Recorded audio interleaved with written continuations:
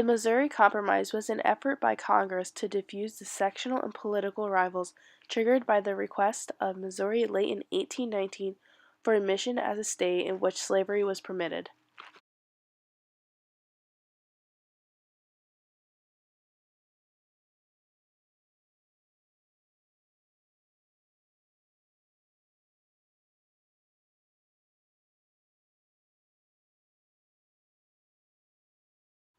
In the end, the Missouri Compromise failed to permanently ease the underlying tensions caused by the slavery issue. The conflict that flared up during the bill's drafting presaged how the nation would eventually divide along the territorial, economic, and ideologic lines 40 years later during the Civil War. James Talmadge of New York has proposed a bill regarding the Missouri Territory. What does this bill propose exactly? The Talmadge Amendment insists on forbidding the introduction of slavery within Missouri Territory.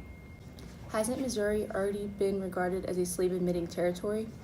Indeed, however, this proposal declares that children born from slave parents shall be declared free at the age of 25 if they are living in this territory. Due to there already being an equal representation of free and slave states with an even amount of 11 each, this would benefit free slave states regarding political power. This proposal still regards Missouri as a slave territory, but just prohibits slaves' transportation inward. Practically, that declares Missouri as a free state. I don't see how that would regard Missouri as a free state. Well, it can easily be explained like this. You stated that this bill proposes children born to slave parents in Missouri will be declared free at age 25, correct? Yes, I did. What does it prove? It proves that slavery will eventually be driven out of Missouri anyways. Transportation of slaves is prohibited, and current slaves within Missouri will die out or hope their children to grow up free anyways. So this bill is unfair regarding slave states. Well, the balance is already uneven as it is. Missouri is currently regarded as a slave state, which is the cause of unfair political representation of free states. Truly, it would not be. As many Southerners see it, it would be disastrous to allow Missouri to be a free state. An unbalanced representation is created from that. Well, if Missouri remains a slave state, balance is still regarded as unbalanced, as Southerners would obtain the advantage. There will have to be a compromise to regard Missouri as a slave state. What would that be exactly? Exactly. Well, there is a territory which could work to balance representation. Indeed, it would. Maine. Admitting Maine as a free state counteracts the admission of Missouri as a slave state. All right, I suppose that's fair.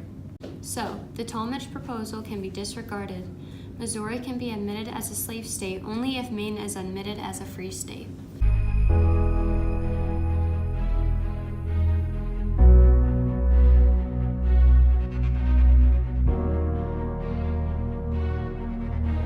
On March 3, 1820, Congress passed a bill granting Missouri statehood as a slave state under the condition that slavery was to be forever prohibited in the rest of the Louisiana Purchase north of the 36th parallel, which runs approximately along the southern border of Missouri.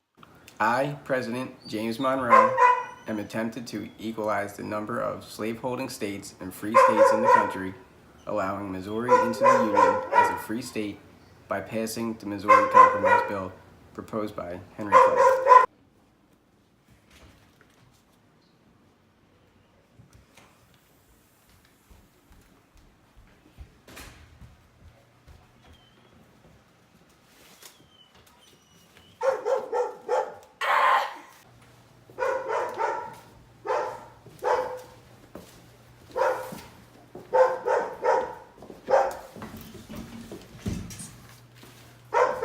Golly, it's about time.